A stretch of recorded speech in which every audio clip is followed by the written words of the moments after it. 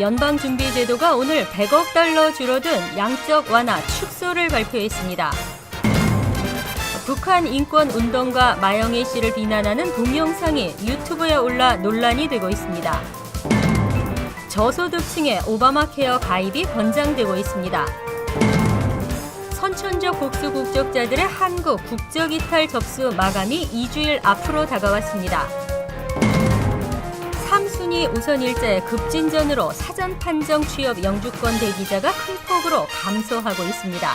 이상은 이 시각 주요 뉴스입니다. 여러분 안녕하십니까? KBN 뉴스입니다. 연방준비제도가 오늘 100억 달러 추가 양적 완화 축소를 발표했습니다. 경제 회복세를 반영한 것으로 앞으로는 550억 달러 상당의 채권을 매입하게 되고 초저금리 정책도 지속됩니다. 연방준비제도는 앞으로 매월 650억 달러 상당의 채권 매입을 100억 달러 감축한 550억 달러 상당으로 줄인다고 밝혔습니다. 연방준비제도는 오늘 제닛 옐런 의장이 처음으로 주재한 이틀간의 연방공개시장위원회 정례회의를 마치고 이같이 발표했습니다. 연방준비제도는 지난 2012년 9월부터 매달 450억 달러 상당의 국채와 400억 달러 상당의 모기지 채권을 매입함으로써 시중 유동성을 확대하는 3차 양적 완화 정책을 시행했습니다. 연방준비제도는 초저금리 정책은 지속하겠다는 방침을 확인했으며 그러나 종국적으로 단기 금리를 인상할 수 있는 실업률을 특정화해 언급하지는 않았습니다. 연방준비제도는 과거 실업률이 6.5% 이하로 떨어지는 시점까지 기준금리를 제로에 가까운 상태를 유지할 것이라고 밝혀왔었습니다.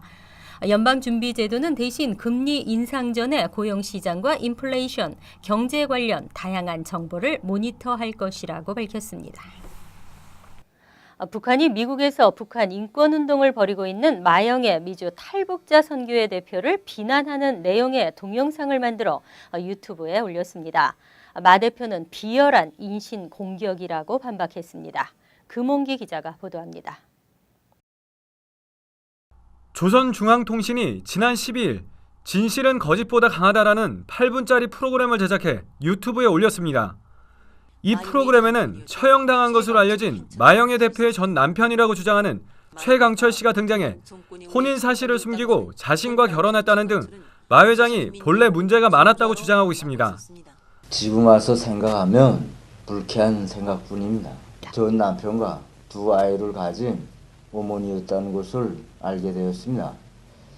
또 주변 지인들은 마 회장이 사생활이 난접하고 주변의 사람들에게 사기를 쳐서 중국으로 도망간 범죄자라고 증언하고 있습니다. 동네 사람들이 돈을 다 긁어마가지고 그를 떼먹고 그저 도망갔어요. 이와 관련해 마 회장은 오늘 뉴욕 플러싱에 위치한 한 한식당에서 기자회견을 열고 자신의 입장을 표명했습니다. 마 회장은 북한이 탈북 여성에 대한 모욕적인 언행과 거짓 발표를 한 것은 국제적으로 피할 수 없는 범죄 행위라며 국제기구에 북한을 고발하겠다고 말했습니다. 인격을 무시하면서 그의 인권을 짓밟으면서 여러 가지 여성의 아픔에 그 가슴을 쥐어뜯는 이런 행동을 진행한 김정은 도당을 저는 국제사회에 고발합니다. 마 회장은 오늘 오전 7시경 한국 정부 관계자로부터 북한의 동향이 수상하다며 신변에 각별히 주의하라는 통보를 받았다며 미 정부에 신변 보호를 요청한 상태라고 밝혔습니다. 한편 대한민국 제항군인의 미 동북부 지회도 기자회견에 참석해 북한이 미사일 도발을 중단할 것과 종북 세력 척결을 위해 지속적인 활동을 펼쳐나가겠다는 성명서를 발표했습니다. KBN 뉴스 금홍기입니다.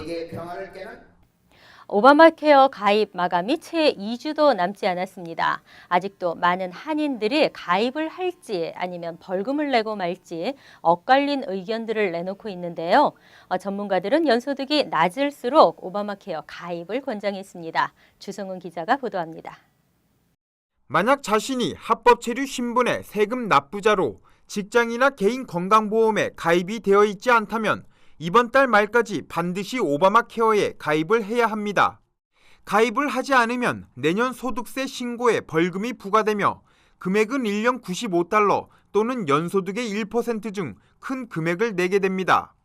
하지만 아직도 많은 한인들이 오바마 케어 가입을 하지 않은 것으로 나타났습니다.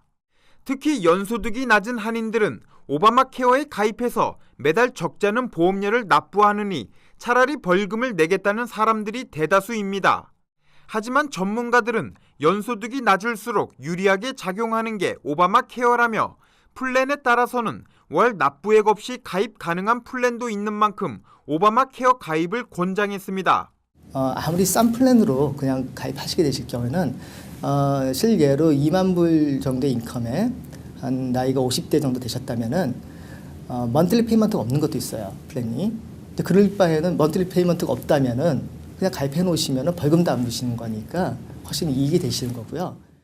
만약 자신이 오바마 케어 가입 대상인지 아니면 면제 대상인지 또한 저렴하면서 적당한 보험 가입을 원한다면 주정부에서 제공하는 웹사이트를 이용하면 됩니다. 가족 수와 소득 규모, 나이 등에 따라 다양한 보험을 비교해 선택할 수 있습니다. 거기서도 본인이 그 금액하고 이런 것들 다 서치를 할 수가 있으세요. 그래서 간단하게 어디 사는지, 그다음에 내 인컴이 얼마나 되는지, 그리고 몇 명이 가입할 것인지만 넣게 되시면은 본인이 메디케이드 대상인지 아니면 오바마 케어에 가입하셔가지고 어떤 플랜에 얼마큼 금액을 내게 되시는지 그걸 다 볼 수가 있으시거든요.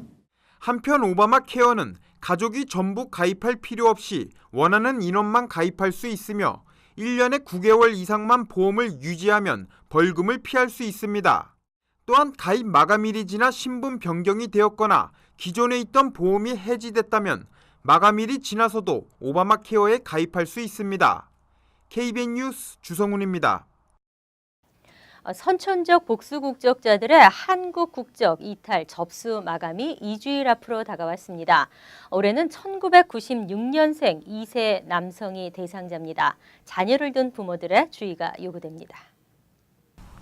올해 국적 이탈 신고 대상자는 1996년 1월 1일에서 12월 31일 출생한 2세 남성입니다. 이들은 이달 31일까지 국적 이탈 접수를 마쳐야 병역 부과를 피할 수 있습니다. 만일 시기를 놓쳤거나 몰라 국적 이탈 신청을 하지 않을 경우 병역 의무 대상자로 분류됩니다. 그리고 만 38세까지는 한국 국적을 이탈할 수 없게 됩니다. 한국에 출생 신고가 돼 있는 호적자뿐 아니라 출생 신고가 돼 있지 않은 무호적자도 국적 이탈 신고 대상자입니다. 무호적자는 출생 신고를 먼저 해야 하고 혼인 신고가 돼 있지 않은 부모는 혼인 신고를 한 다음 이후 자녀의 출생 신고와 국적 이탈 신청을 차례로 해야 합니다.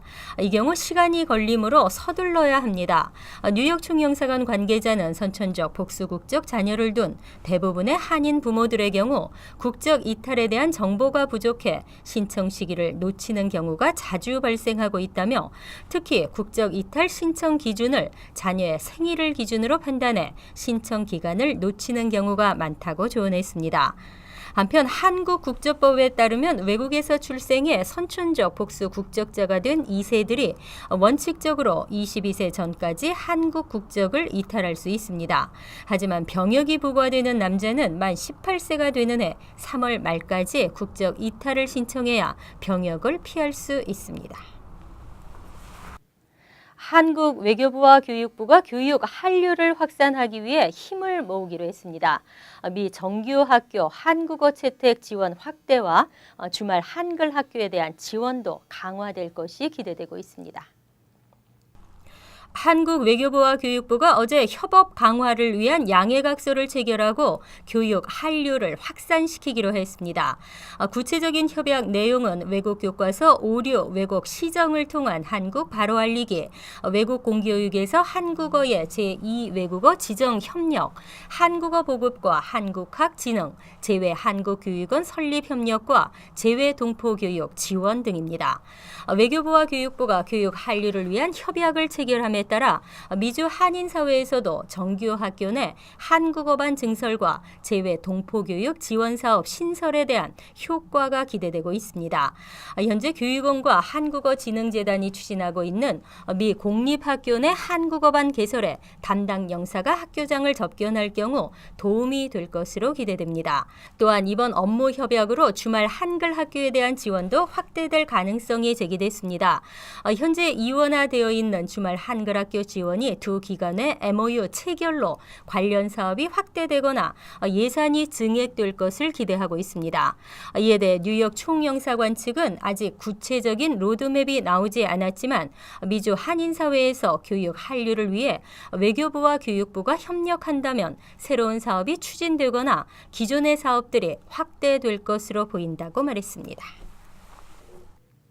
사전 판정 취업 영주권 대기자가 큰 폭으로 감소한 것으로 나타났습니다. 3순위 우선 일자의 빠른 진전 때문인데요. 하지만 취업 영주권 신규 접수와 계류 건수는 늘어나고 있는 추세입니다.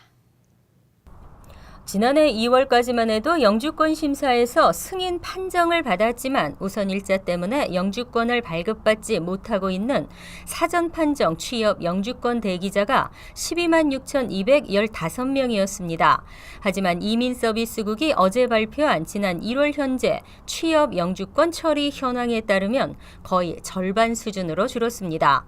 지난해 1월에도 10만 2,579명이었으나 올 1월에는 6만 5,267명으로 36.4%나 감소했습니다. 이는 취업 3순위 우선 일자가 지난 10개월간 6년 가까이 진전했기 때문으로 풀이됩니다. 3순위 우선 일자는 지난 7일 발표된 4월 중 영주권 문호에서 한 달 진전에 당분간 조정 국면을 보일 것으로 전망됩니다. 동부 지역 신청자들의 서류를 주로 처리하는 텍사스 서비스 센터에는 35,462명, 서부 지역을 담당하는 네브라스카 서비스 센터에는 29,755건이 적체된 상태입니다. 또 1월 말 현재 심사 중인 취업 영주권 신청서는 텍사스 서비스 센터가 4만 8천여 건, 네브라스카 서비스 센터에는 3만 3천여 건인 것으로 밝혀졌습니다. 하지만 최근 우선 일자의 빠른 진전 탓에 심사 중인 케이스는 지난해 10월에 비해 각 센터별로 약 10,000건 정도 늘어났습니다.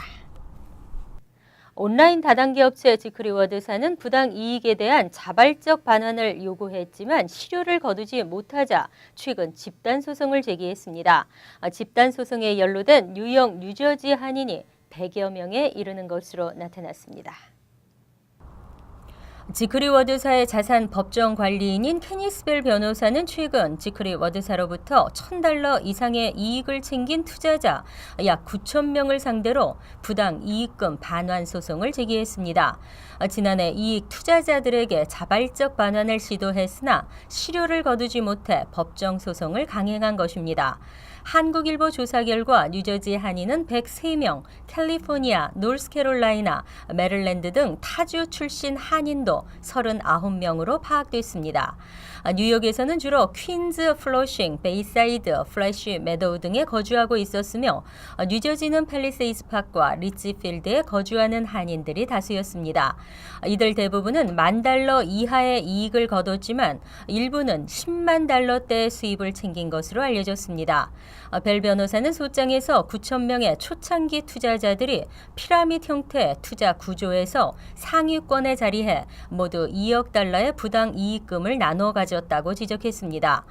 노스캐롤라이나 주 법원은 지크리워드의 자산 $3억 동결, 피해자들에게 분배해 주라는 명령을 내린 바 있습니다. 하지만 피해자들이 돌려받게 될 회수 금액이 실제 투자액의 절반에도 못 미치고 있는 상황으로 강제 회수를 위해 이번 소송이 불가피했던 것으로 풀이됩니다.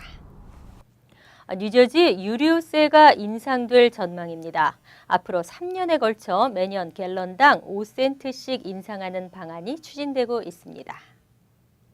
레이먼드 레즈니악 뉴저지 주 상원 의원은 지난 17일 유류세 인상안을 상정하고 본격 입법 절차에 들어갔습니다. 법안은 앞으로 3년간 매년 갤런당 5센트씩 인상하는 내용이 골자입니다. 현재 뉴저지주 유류세는 갤런당 14.5센트로 지난 1992년 이후 오르지 않았습니다. 하지만 법안이 통과되면 뉴저지 유류세는 내년부터 5센트씩 올라 오는 2017년에는 29.5센트까지 치솟게 될 전망입니다. 레이먼드 의원은 유류세 인상을 통해 한 해 2억 4천만 달러의 새로운 수입이 생기게 될 것을 예상하고 있습니다. 그리고 새로운 세수는 노후된 다리나 도로 등을 보수, 확충할 수 있을 것으로 기대하고 있습니다. 한편 뉴저지주 유류세는 현재 알래스카주에 이어 두 번째로 낮습니다. 최근 실시한 러커스 대학의 설문조사에 따르면 뉴저지 주민의 65%는 유류세 인상에 반대하고 있습니다. 이상으로 KBN 뉴스를 마칩니다. KBN과 함께 즐거운 저녁 되시기 바랍니다.